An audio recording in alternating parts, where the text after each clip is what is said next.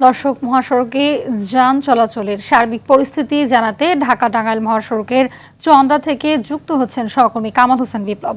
কামাল, জানাবেন যে মহাসড়কে এই মুহূর্তে চাপ কেমন দেখছেন এবং যানজট এড়াতে কর্তৃপক্ষ কতটা তৎপর রয়েছে?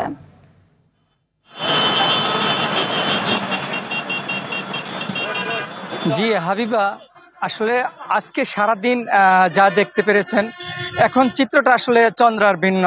আমি যদি দেখাই, আমার পিছনে কিন্তু দীর্ঘ সারি রয়েছে গণপরিবহন।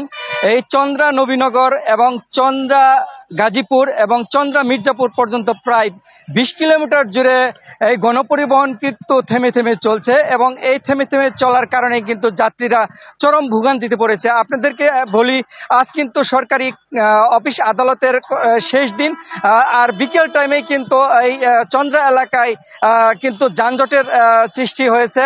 তবে আপনাকে বলি যে এখানকার যে আইন শৃঙ্খলা বাহিনী রয়েছে, তারা চেষ্টা চালাচ্ছেন এবং এখনো তারা এই মহাসড়কেই রয়েছেন এবং যেন যানজট মুক্ত হয়। তা আপনাদেরকে বলি যে এই বিকেলে কিন্তু যাত্রীর ব্যাপক চাপ রয়েছে এবং এখানে যে কাউন্টার রয়েছে সেই কাউন্টারে কিন্তু তাদের দ্বিগুণ ভাড়া গুনতে হচ্ছে। এই দ্বিগুণ ভাড়া গণার কারণে কিন্তু তারা ট্রাক এবং মোটরসাইকেল যুগেই তারা গন্তব্যস্থানে যাচ্ছেন।